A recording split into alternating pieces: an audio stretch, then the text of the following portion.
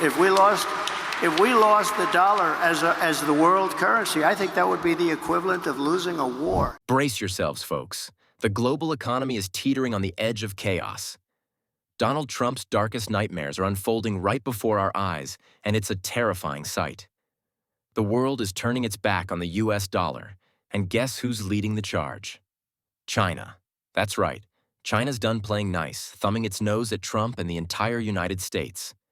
After years of being slapped with chip bans, export restrictions, and punishing tariffs, Beijing's had enough. They're not just pushing back, they're going for the jugular. Trump has always been clear about his aggressive strategy. If any country goes against the dollar, he would go after them with tariffs. But China does not care. You know why? Because China has a lot to offer, and the US desperately needs China to survive. The US isn't content with just blocking Chinese goods at the border. They're trying to choke China out of the global financial system entirely. Last month, American officials had the audacity to order the Asian Development Bank to slam the door on China's loans, saying that China is too rich for handouts. To China, that's not just a policy jab, it's a slap in the face, a public humiliation. And now, Scott Bessent is out there bullying other nations, demanding they cut all business ties with China. The stakes are sky high, and the world's watching as this superpower clash threatens to blow up everything. Before we dive in, make sure to subscribe. It helps the channel bring you the latest and most important global updates. First, let's talk about why this fight even exists. For years, China has been labeled a developing country by big international groups like the World Bank, the United Nations, and the Asian Development Bank. Now, this is where things get interesting. This is something that has backfired, and the US is now trying to stop it. Calling China a developing country makes the US and its Western colleagues feel good about themselves. It makes them feel greater than China. But they forget that this label isn't just a name. It comes with perks. Countries called developing get special treatment, like low-cost loans. I'm talking about borrowing money with super low interest, longer time to pay back debts, and easier trade rules that help them sell goods to other countries without too many restrictions. These benefits were created to help poorer or less advanced countries grow and catch up. China does not like the label of being called a developing country. After all, China's economy is bigger than that of most countries considered to be developed, and China is more technologically advanced than most Western nations. But if it were called a developing nation, why not take advantage of the situation? After all, it comes with financial benefits. And that is exactly what China did. Upon realizing their mistake, the US now says China doesn't deserve this label anymore. China's economy is massive. It's the second biggest in the world. In 2025, China's nominal GDP is estimated at $19.2 trillion, making it the second largest economy in the world after the United States. But when measured by purchasing power parity, China's GDP is estimated to be $43.2 trillion, placing it as the world's largest economy by real output. It has modern cities, high-tech industries, and a huge influence globally. The US argues that giving China these special perks is like letting a billionaire use a discount coupon meant for someone struggling to pay their bills. It's not fair, they say, and it gives China an unfair edge in global trade and finance. So, the US has revived a law from 2023 called the PRC Is Not a Developing Country Act. This law tells American diplomats to push international organizations to stop calling China a developing country. If they succeed, China would lose access to those cheap loans and special trade rules. The US hopes this will slow China down and make it harder for them to keep growing as a global superpower. But this isn't just about fairness. It's about the US trying to stay on top in a world where China's catching up fast. Because of this, the United States recently told the Asian Development Bank, ADB, to stop giving loans to China, claiming China is too rich to be considered a developing nation. This move, led by U.S. Treasury Secretary Scott Bessent, is a clear attempt to limit China's influence in Asia. The U.S. isn't stopping at just one organization like the Asian Development Bank. They're going after the big players, the World Bank and the International Monetary Fund, IMF. These two are like the world's financial powerhouses. The World Bank gives loans to help poor countries build things like roads, schools, and hospitals. The IMF steps in when countries are in financial trouble, like when they can't pay their debts or their economy is crashing. These organizations are supposed to help everyone, but the U.S. wants them to follow its lead. That is why Scott Bessent, the U.S. Treasury Secretary, is stepping in. In a bold speech to international investors, he basically called out the World Bank and IMF, saying they're not doing their jobs well enough. What he really meant was that they're not doing what the U.S. wants. He didn't say the U.S. would quit these organizations, even though Trump and some people in the U.S. want that, but he made it clear. If the World Bank and IMF don't start aligning with U.S. goals, like kicking China out of the Developing Country Club, they could lose America's support. And since the U.S. is a major funder of these groups, that's a big threat. Bessent tried to sound friendly, saying, America first doesn't mean America alone. But let's be real. What he's saying is that these global institutions should act like they work for the U.S. government. If they don't, they risk being sidelined. This puts smaller, poorer countries in a tough spot because they depend on the World Bank and the IMF for help during tough times. If the U.S. starts pulling strings, it could mess things up for everyone, not just China. Things get even messier. Just after Scott Bessent's speech, President Trump jumps into the spotlight, and true to form, he doesn't tiptoe. Instead, he throws gasoline on the fire.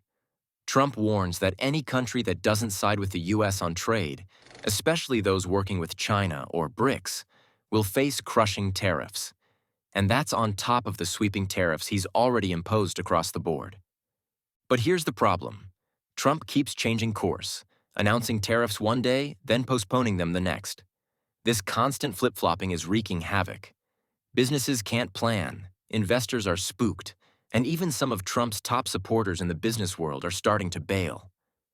Global trade is slowing, not just because of the tariffs themselves, but because no one knows what the U.S. will do next. This kind of chaos isn't leadership, it's intimidation. And it's making countries think twice about trusting the U.S. If Washington keeps strong-arming everyone, the rest of the world might decide they're better off without it. That's not just bad diplomacy, it's dangerous. A fractured global system without U.S. leadership would isolate America more than it realizes. And this pattern isn't new. The U.S. has long used its financial power to steer global institutions. Back in 2021, a U.S. senator pushed through a law blocking the World Bank and Asian Development Bank from lending to China, arguing it was unfair for American taxpayers to help a rival. That law passed easily, revealing just how determined Washington is to police who gets international funding. But here's the irony. While the U.S. cries foul over China receiving loans, it conveniently overlooks some facts. China still has millions living in poverty. Its average income per person is just $16,000, compared to America's $82,700. And let's not forget, the U.S. itself borrows heavily, including over $750 billion from China. If borrowing is wrong, why is it okay when America does it? The real issue isn't fairness, it's fear. The U.S. is especially uneasy about China's Belt and Road Initiative, a massive effort to fund infrastructure projects around the world. Washington calls it predatory lending, pointing to countries that struggled with repayment. But they rarely mention that China often restructures these debts, or that Western banks tend to avoid financing such risky but transformative projects in the first place.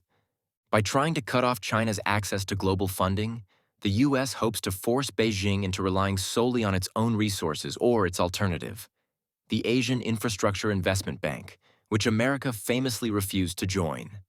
It's a calculated attempt to stretch China thin while disguising it as a noble crusade for economic fairness. While the U.S. is throwing punches, China's not just sitting there taking them.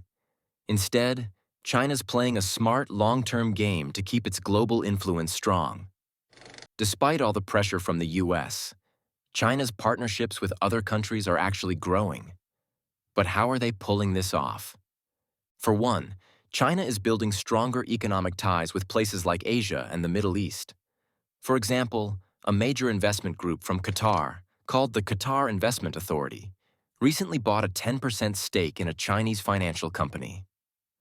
This shows that even countries in the Middle East trust China's economy enough to invest big money. Also, China's trade with a group of Asian countries called ASEAN reached $234 billion in just the first 3 months of 2025. That's a huge number, and it shows how important China is to its neighbors. Then there's China's Belt and Road Initiative, a massive project where China invests in building things like roads, ports, and railways in other countries. Between 146 and 150 countries will be part of this program in 2025. Even though the US is pressuring some countries to pull out, many are sticking with China because they see real benefits, like new infrastructure that helps their economies grow. While the US is using threats, China is offering partnerships and investments, which makes it hard for countries to say no. Here's where things get really serious. The US isn't just worried about China's trade perks or its growing list of global allies. What truly keeps American leaders up at night is China's industrial power. In factories across the country, China is producing everything from high-speed trains to next-generation AI. They're not just catching up to the US. In many areas, they're pulling ahead. To counter this, Washington is throwing everything it can at the wall. Beyond trying to strip China of its developing country label, the US has rolled out sweeping trade restrictions and export controls. The goal? Slow China down.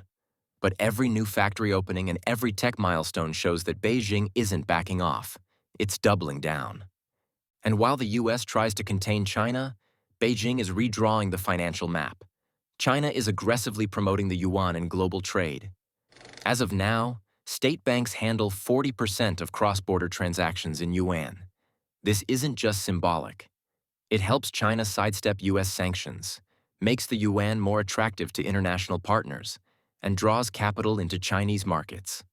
According to Goldman Sachs, even a 1% rise in the yuan could boost Chinese stocks by 3%. And here's the kicker. With over $4 trillion in trade still flowing through the US dollar, even a modest shift could shake the foundations of global finance. But it doesn't stop there. China isn't just challenging America in trade and currency. It's going straight after US tech icons. Take BYD, China's electric vehicle giant. They're slashing prices by 10% to 30%, putting serious pressure on Tesla in Europe, Southeast Asia, and beyond. This isn't just a price war, it's a signal. From electric cars to AI chips, China is taking direct aim at the industries the US once dominated. And make no mistake, this isn't a defensive crouch. China is launching a full-blown economic offensive. By building its own parallel systems in finance, energy, and technology, Beijing isn't just reacting to US pressure. It's designing an alternative future, one where the rules aren't made in Washington anymore. So the question isn't whether China can survive America's pressure. The real question is, can America survive China's rise? So subscribe to the channel to stay ahead as the global power balance flips.